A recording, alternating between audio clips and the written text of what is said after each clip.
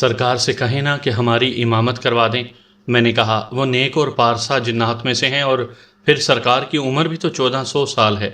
شاہد میاں، ایسا نہیں ہو سکتا۔ جنات مسلمان اور عبادت گزار بھی ہوں تو پھر بھی ہم ان کی امامت میں نماز ادا نہیں کر سکتے۔ البتہ جنات انسانوں کی امامت میں نماز پڑھ سکتے ہیں۔ تو پھر انہیں کہیں کہ ہمارے ساتھ آ کر نماز پڑھ لیں۔ میں نے پر اشتیاق لہجے میں کہا، آؤ ہم اور تم نماز پڑھ لیتے ہیں۔ وہ اپنی عبادت کر چکے ہیں، اس وقت وہ استراحت فرما رہے ہیں۔ شاہ صاحب نے کہا، اور ہم دونوں نے باغیچے میں نماز فجر ادا کی۔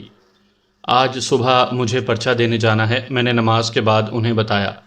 اللہ تمہیں کامیابی عطا فرمائے۔ شاہ صاحب نے پرخلوص انداز میں دعا فرمائی۔ ان کا رویہ اب تبدیل ہو گیا تھا۔ ٹالی والی سرکار کی سرزنش نے انہیں صراط مستقیم کی راہ پر ڈال دیا تھا، اور لگتا تھا کہ اب وہ کبھی سفلی علم کو استعمال نہیں کریں گے۔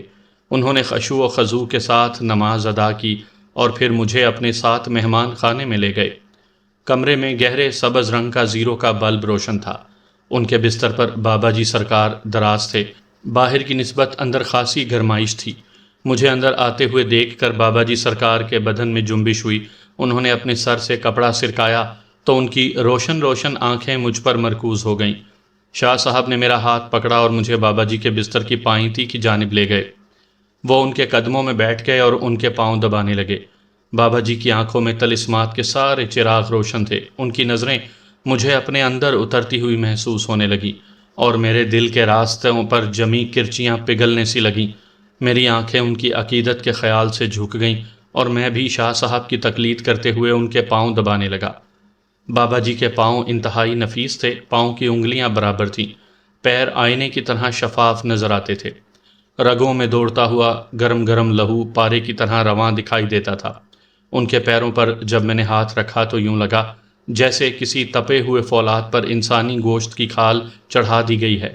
ان کے پیر دباتے ہوئے بڑا عجیب سا سکون محسوس ہو رہا تھا۔ آج چائے نہیں پلاؤ گے ہمیں؟ بابا جی نے مخاطب کیا۔ جی سرکار، میں ابھی لاتا ہوں۔ یہ کہہ کر میں اندر گیا۔ مجھے معلوم تھا کہ چاچی اس وقت اٹھ پڑتی ہیں اور دودھ بلو رہی ہوتی ہیں۔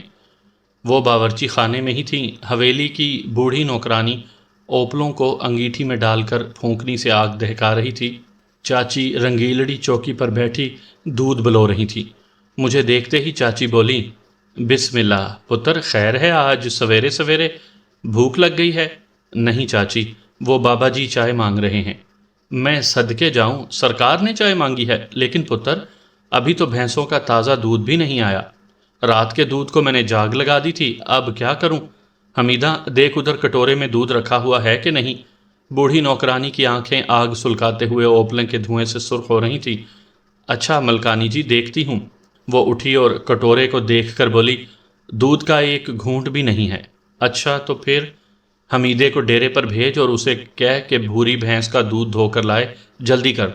حمیدہ باہر کو لپکی اور میں بھی واپس ہونے لگا تو چاچی کہنے لگی، پتر، بابا جی کو لسی میں مکھن ڈال کر کیوں نہیں دیتے؟ یہ لو اور سرکار سے کہو کہ تازہ لسی پی لیں۔ چاچی نے بڑے سے پیالے میں تازہ بنی ہوئی لسی میں تازہ مکھن کا پیڑا ڈال کر مجھے دیا۔ میں نے مہمان خانے میں پہنچ کر بابا جی کو صورتحال بتائی تو وہ مسکرانے لگے۔ میاں، ہم ٹھنڈی اور بادی اشیاء کھا ہی نہیں سکتے، چائے بن جائے تو لے آنا۔ یہ سن کر غازی بھی اسرار کے پردوں سے باہر نکل آیا اور بولا، سرکار اگر اجازت ہو تو میں پی لوں؟ تو کبھی نہیں سدھرے گا۔ بابا جی ہنس دیے، کبھی تو جلیبیاں کھاتا ہے اور کبھی آئس کریم، جس دن تو پکڑا گیا اس دن پٹے گا۔ بابا جی سرکار، آپ کے ہوتے ہوئے مجھے کوئی فکر نہیں ہے۔ غازی نے میرے ہاتھ سے لسی کا پیالہ لیا اور گھونٹ بھر کر بولا، سواد آ گیا سرکار۔ شاہد میاں، بابا جی نے مجھے مخاطب کیا، ہم جیسے جنات یہ چھوٹی چھوٹی عیاشیاں کرتے رہتے ہیں، لیکن ہمیں اس کی اجازت ہرگز نہیں ہے۔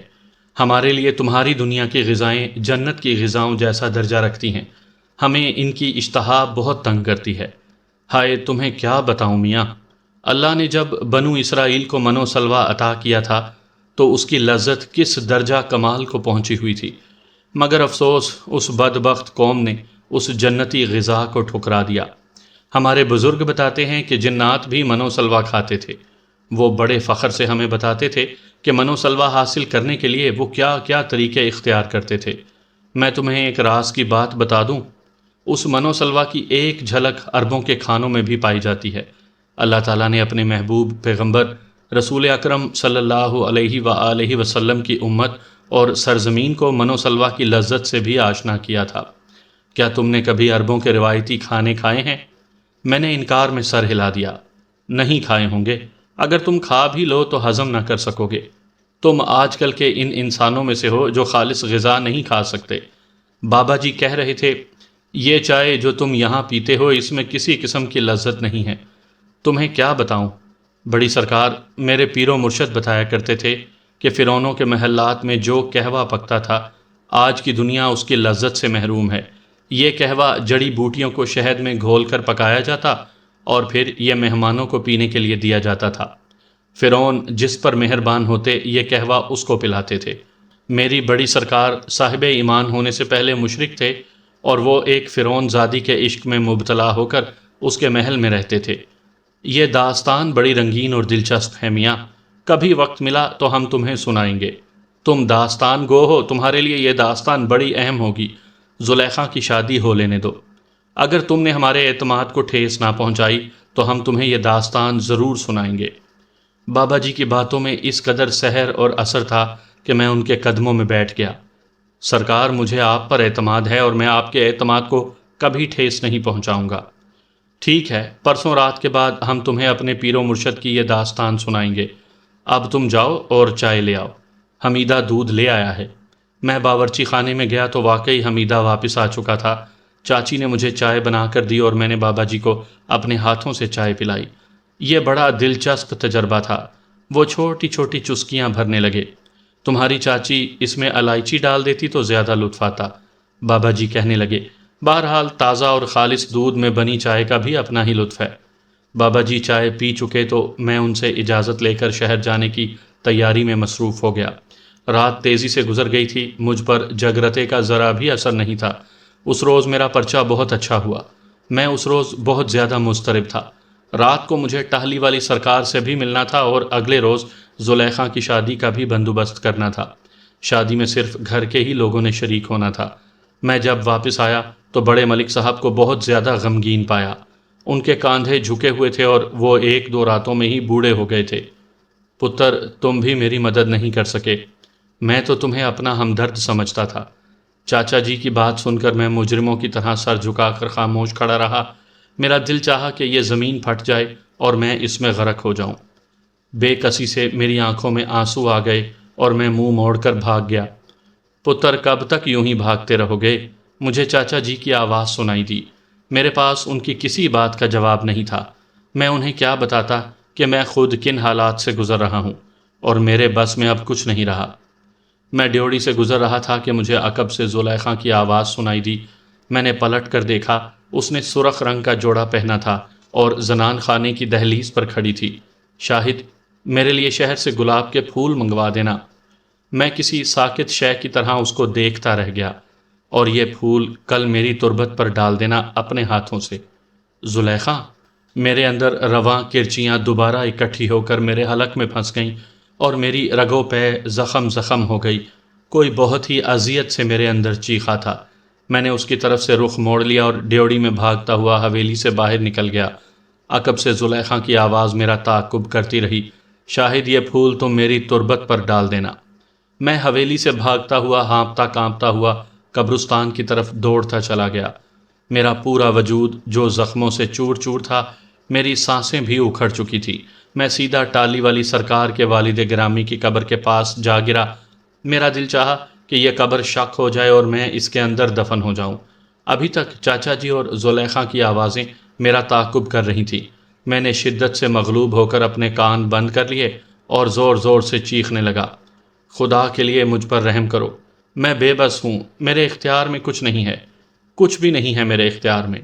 میں روتا جا رہا تھا اور میری چیخوں سے قبرستان کے مردے بھی عاجز آ گئے تھے۔ مان کسی نے میرے کاندھے پر ہاتھ رکھا اور دہشت زدہ ہو کر نم آنکھوں سے پلٹ کر دیکھنے لگا۔ ٹالی والی سرکار کھڑی تھی، ان کے ہاتھ میں دانوں کی ایک بڑی سی مالا تھی۔ پتر، تم بھول گئے، ہم نے کہا تھا جب دکھ بڑھ جائیں تو اللہ کو یاد کرنا۔ تمہاری ساری آزمائشیں وہی ذات کامل آسان کر سکتی ہے۔ آؤ میرے پاس بیٹھ جاؤ اور اپنے اسم اعظم کو پڑھو، خشوع و خضوع کے ساتھ اپنے قلب کے اندر عشق حقیقی کا چراغ روشن کرو اور اپنی ساری ذہنی قوتیں اس چراغ کی لو پر مرکوز کر دو اور دل و جان سے یکتا ہو کر پڑھو، پھر دیکھنا عبادت و ریاضت کا اثر۔ آؤ، اچھے مرد روتے نہیں ہیں۔ مرد کیوں نہیں روتے؟ مرد تو بہت روتے ہیں سرکار، میں گلوگیر لہجے کے ساتھ بولا۔ سرکار، جب مرد آہوزاری کرتے ہیں تو سمندروں اور پہاڑوں میں جوار بھاٹا اٹھتے ہیں، زمین کا کلیجہ پھٹ جاتا ہے۔ سرکار، جب مرد روتا ہے تو آسمان بھی اس کے ساتھ روتا ہے۔ اس وقت مرد بڑا بے بس ہوتا ہے سرکار، بڑا دکھی ہوتا ہے۔ ہاں، مگر یہی دکھ اور بے کسی اسے اپنے کمزور ہونے اور اس ذات کامل کی طرف راغب کرتا ہے۔ مرد ہمیشہ اپنی طاقت کے زوم میں رہتا ہے، مگر جب اس کا زوم ختم ہوتا ہے تو وہ عشق حقیقی کی آغوش میں پناہ لیتا ہے۔ ٹالی والی سرکار کی باتیں میرے دل پر اثر کرنے لگیں اور میں نے ان کی ہدایت پر اپنے دل کو ذکر الہی سے معمور کرنا شروع کر دیا۔ میں اپنے دل میں عشق حقیقی کا چراغ روشن کرنے لگا۔ میری باطنی دنیا کے گہرے اندھیروں میں ذکر الہی کے نور سے سیاہی چھٹنے لگی۔ سامعین کرام، آپ سن رہے ہیں ایک دلچسپ کہانی جس کا نام ہے جنات کا غلام۔ یہ اس سلسلے کی قسط نمبر 13 ہے۔ مجھے امید ہے آپ کو میری یہ کاوش پسند آ رہی ہوگی۔ آپ نے اگر ابھی تک میرا چینل مائی وائس سبسکرائب نہیں کیا تو ابھی میرے چینل کو سبسکرائب کر کے بیل نوٹیفیکیشن آن کر لیجئے تاکہ آنے والی ہر نئی کہانی کی اطلاع بروقت آپ تک پہنچ سکے۔ میں نور کی کرنوں میں کھڑا تھا اور سر تا پا ایک دبیز اور انتہائی کیف آور روشنی میرے پورے بدن سے پھوٹ رہی تھی۔ میری آنکھیں ہنوز بند تھیں مگر قلب و ذہن کی راہداریوں میں سرگرداں روح اپنی بصیرت کے جلوے دکھا رہی تھی۔ میرے اندر حقیقی انسان گوشت پوست سے مبرا ہو کر ایک لطیف وجود کی شکل میں اس سارے نظارے سے لطف اٹھا رہا تھا۔ میرے اختیار میں ہوتا تو اپنی روح کے دیدار اور لطف و کرم کی سنہری بارش سے ملاقات کا ناطہ کبھی نہ توڑتا، مگر یہ ابتدا کے دن تھے، ارتکاز ابھی پختہ نہیں ہوا تھا، کچے دھاگے کی طرح ٹوٹ گیا تھا اور میں بیدار ہو گیا۔ میری آنکھیں بوجھل اور کن پٹیاں بھاری ہو رہی تھیں، دل کی دھڑکن بہت تیز ہو گئی تھی اور سانس میں گرماہٹ اور اکتاہٹ کا احساس ہو رہا تھا۔ ٹالی والی سرکار نے میری حالت دیکھی تو اپنا دست مبارک میرے سر پر رکھا اور پھر پہلے دائیں اور پھر بائیں کندھے پر ہاتھ پھیرنے لگے۔ میاں، دیکھا یہ لطف و کرم، وجدان کی یہ دنیا بڑی نرالی ہے۔ سچ بتاؤ، اگر تمہارے اختیار میں ہوتا تو کیا تم اس دنیا سے واپس آنا پسند کرتے؟ اپنی آنکھیں کھول کر اس عارضی دنیا کی کراہتوں کو سہنا پسند کرتے؟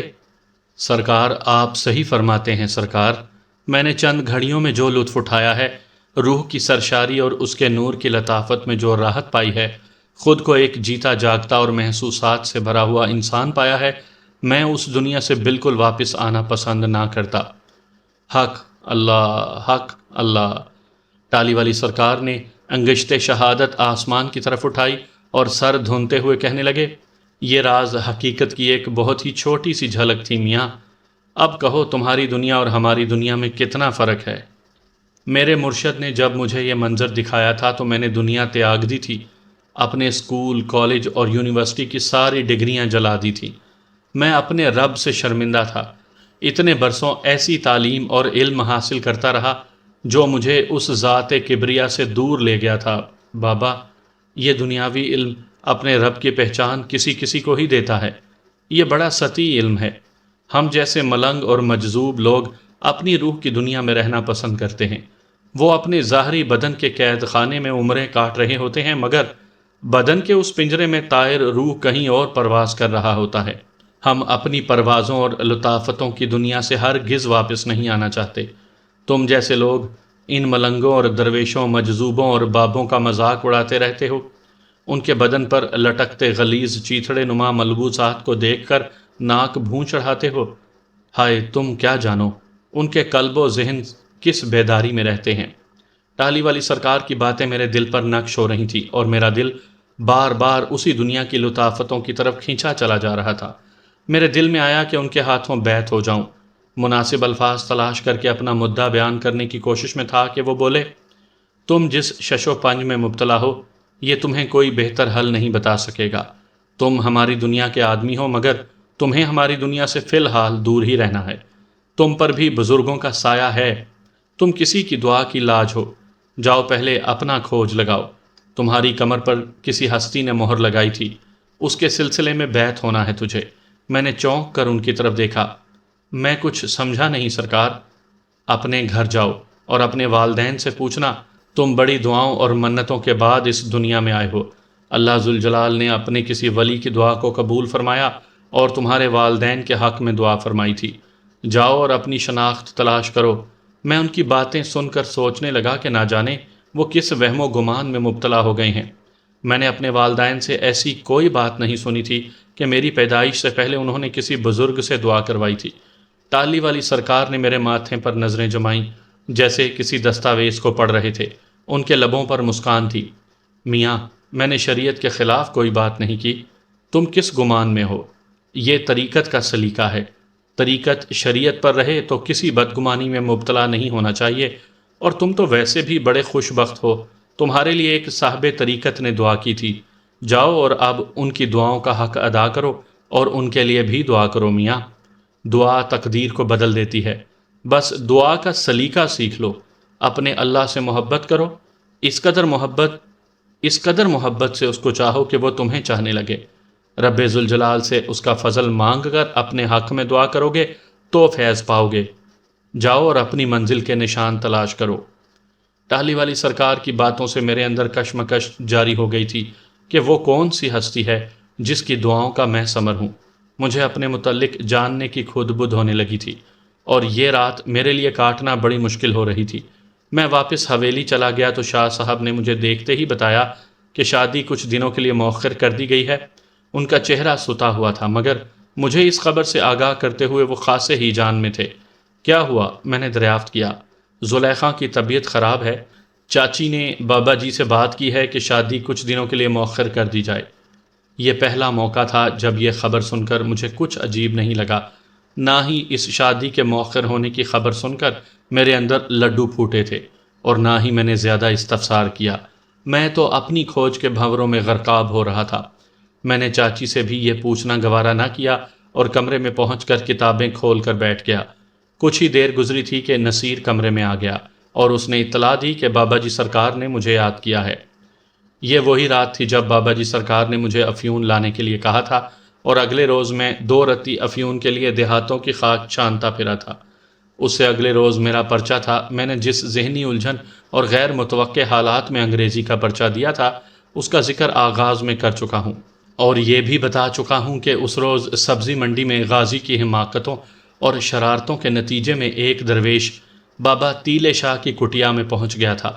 بابا تیلے شاہ میرے لیے ایک معمے سے کم نہیں تھا۔ اس کا یہ کہنا کہ وہ مجھے خود اپنے پاس کھینچ کر لایا ہے ایک عجیب سی بات تھی۔ میں تو ایک غیر اہم اور عام سا نوجوان تھا۔ میرے اندر ایسے کون سے لال جڑے ہوئے تھے کہ یہ بابے اور ملنگ مجھے اہمیت دے رہے تھے؟ ایک طرف ٹاہلی والی سرکار اور دوسری طرف بابا تیلے شاہ، تیسری جانب شاہ جی اور بابا جی سرکار تھے۔ میں تو ایک ہجوم اسرار میں گھر چکا تھا۔ میں نے غازی کو بابا تیلے شاہ سے بڑی مشکل سے بچایا تھا، مگر اب ہم دونوں اپنی اصلیت بھی ظاہر کر چکے تھے۔ بابا تیلے شاہ نے بتایا تھا کہ جنات کی پکھیوں کی سرگرمیوں نے پورے علاقے کے بزرگوں کو بیزار کر دیا ہے، اور اس سے دوسری ہوائی اور کافر مخلوق میں بھی ہلچل مچی ہوئی ہے۔ ان کے استفسار پر میں نے اپنے گزشتہ 4 دنوں کی پوری داستان سنا دی تھی کہ میں بابا جی سرکار سے کیسے ملا تھا، غازی سے میرا کیا تعلق تھا، اب تک ہونے والے تمام حالات کی پٹاری کھول کر رکھ دی۔ پھر تم کہتے ہو کہ میں اتنا غیر اہم کیسے ہو گیا؟ بابا تیلے شاہ نے معنی خیز انداز میں میری طرف دیکھا۔ جو بھی انسان اس آتشی مخلوق سے تعلق واسطہ رکھے گا وہ خود بخود اہم ہو جاتا ہے۔ میری ایک بات یاد رکھو، مقناطیس ہی مقناطیس کو کھینچتا ہے، اور یہ لوہے کا برادہ ہے، اس مقناطیسی ڈنڈے کے ساتھ کھینچا چلا آتا ہے۔ کبھی تم نے دیکھا ہے ان منگتوں کو؟ وہ مزدوری بھی کرتے ہیں اور لوہے کا برادہ بھی اکٹھا کرتے ہیں۔ وہ خاک اور گندگی میں بھی مقناطیسی ڈنڈا پھیرتے رہتے ہیں۔ جہاں جہاں لوہا چھپا ہوگا ڈنڈے کے ساتھ کھینچا چلا آئے گا۔ تمہیں بھی اس روحانی ڈنڈے نے کھینچ نکالا۔ چاہے تم پاتال میں ہوتے، تمہاری باری آنی تھی اور تمہیں ظاہر ہونا تھا۔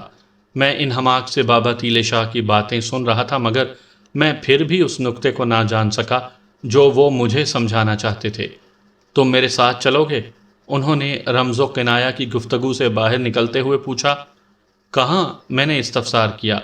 ادھر سیداں والی، پیر کاکے شاہ کے مزار پر جانا ہے، چلو گے؟ انہوں نے کہا۔ میں نے سیداں والی کا نام تو سنا ہوا تھا مگر آج تک وہاں جانا نہیں ہوا تھا۔ میرے والدین بہت سال پہلے وہاں کچھ عرصہ گزار کر آئے تھے۔ سیداں والی سیالکوٹ شہر سے 4-5 کلومیٹر دور کے فاصلے پر نالہ ایک کے کنارے ایک قدیمی قصبہ ہے۔ وہاں بزرگوں کی قبور تھیں اور ان کے اعلیٰ حضرت پیر جماعت علی شاہ کے ساتھ خاندانی مراسم بھی تھے۔ اس سے زیادہ میں نہیں جانتا۔ اگلے روز بھی میرا پرچہ تھا، اس لیے میں وہ دن کسی اور مصروفیت میں نہیں گزارنا چاہتا تھا۔ میں نے اپنے امتحان کا عذر پیش کیا اور کہا، سرکار اگر اجازت دیں تو 2-4 روز بعد میں حاضر ہو جاؤں گا، میں ان دنوں امتحانات میں مصروف ہوں۔ وہ مجھے گہری نظروں سے دیکھنے لگے۔ تجھے اس امتحان کی پڑی ہے اور اس امتحان کی تجھے کوئی فکر نہیں جو تیرے سر پر کھڑا ہے؟ میں خاموش ہو کر انہیں دیکھتا رہا اور زبان سے کچھ نہیں بولا۔ میری خاموشی دیکھ کر وہ دوبارہ بولے، ٹھیک ہے، تم دوبارہ آنا، ہم تمہارا سیداں والی میں انتظار کریں گے۔ میں نے موقع غنیمت جانا اور جلدی سے وعدہ کر کے اپنے گھر چلا گیا۔ میں نے اپنی والدہ کو بھی خود پر گزرنے والے حالات سے آگاہ کیا تو وہ پریشان ہو گئیں۔ انہوں نے مجھے منع کر دیا کہ اب میں ملک وال ہرگز نہیں جاؤں گا۔ میں نے جب ٹہلی والی سرکار کی رمزیہ گفتگو سے انہیں آگاہ کیا تو وہ سوچ بچار میں پڑ گئیں۔ پھر بتانے لگیں، ممکن ہے وہ درست ہی کہہ رہے ہوں۔ ہم نے بیٹیوں کی پیدائش کے بعد اولاد نرینہ کے لیے سیداں والی کے بزرگ پیر کاکے شاہ کے مزار پر جا کر دعا کروائی تھی اور منت مانگی تھی کہ اگر اللہ ہمیں اس بار بیٹا عطا کرے گا تو ہم پاک پتن شریف جا کر دیگیں چڑھائیں گے۔ تمہاری پیدائش کے بعد ہم نے اپنی منتیں پوری کی تھیں۔ ممکن ہے ٹہلی والے بزرگ کا یہی منشا ہو۔ تم کبھی سیداں والی گئے بھی تو نہیں ہوگے اور نہ ہی پاک پتن شریف جا کر خواجہ فرید الدین گنج شکر کے مزار پر تم نے حاضری دی ہے۔ والدہ کی باتیں سن کر مجھے بابا تیلے شاہ کی باتیں یاد آ گئیں۔ وہ مجھے سیداں والی لے کر جانا چاہتے تھے۔ اس کا مطلب تھا کہ ٹہلی والی سرکار اور بابا تیلے شاہ دونوں مجھے ایک نئے راستے اور منزل کی تلاش میں ڈال رہے تھے۔ میں نے والدہ سے وعدہ کر لیا تھا کہ میں اب ملک وال نہیں جاؤں گا، مگر جب شام ہونے لگی تو میرے اندر بےتابیوں کے الاؤ بھڑکنے لگے اور میں خود پر قابو نہ رکھ سکا۔ میرے ذہن پر ان ہستیوں کی عقیدت کا اس قدر تسلط ہو چکا تھا کہ مجھے اب امتحان کی فکر ہی نہیں رہی تھی۔ اللہ نے مجھے اپنی پر اسرار دنیاؤں کے مکینوں سے ملا دیا تھا اور میں اس موقع کو ہاتھ سے کھونا نہیں چاہتا تھا۔ اس وقت میرے اندر عقیدت کا سمندر موجزن ہو چکا تھا۔ ایک صحافی کا فطری تجسس بھی مجھے اس بات پر آمادہ کر رہا تھا کہ مجھے ان لوگوں سے دور نہیں رہنا چاہیے۔ پس میں والدہ کو بمشکل قائل کر کے ملک وال چلا گیا۔ وہ رات میرے لیے بڑی اہمیت اختیار کر گئی تھی۔ بابا جی سرکار مہمان خانے میں ہی تشریف فرما تھے اور خاصے مسرور تھے۔ میں جب پہنچا تو دیکھتے ہی فرمائش کی، شاہد میاں، غازی کو آئس کریم اور جلیبیاں کھلاتے رہتے ہو مگر ہمارے لیے آم نہیں لے کر آ سکے۔ میں شرمندہ ہو گیا۔ شہر سے خالی ہاتھ ہی گاؤں پہنچا تھا۔ ذہن میں ایک لمحے کے لیے بھی خیال نہیں آیا تھا کہ ان کے لیے کوئی شے ہی لے جاؤں۔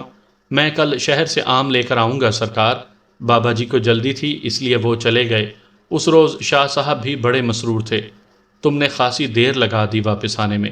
میں نے انہیں دن بھر کی ساری تفصیلات سے آگاہ کیا مگر یہ نہیں بتایا کہ بابا تیلے شاہ سے کیا بات چیت ہوئی۔ اگر تم وقت پر آ جاتے تو تمہیں ایک کیس میں اپنے ساتھ لے جاتا۔ کیسا کیس؟ میں نے استفسار کیا۔ پولیس پھر آ گئی تھی۔ نہیں یار، وہ ہنس دیے۔ ہم لوگ جب کسی کا کوئی مسئلہ حل کرنے جاتے ہیں تو اسے کیس بولتے ہیں۔ وہ بتانے لگے، ساتھ والے بڑے قصبے میں ملک صاحب کے ایک دوست کی بیٹی پر جن قابض ہو گیا تھا۔ لڑکی بھی اس کی گرفت میں آ چکی تھی اور وہ اس جن کو چھوڑنے پر راضی نہیں تھی۔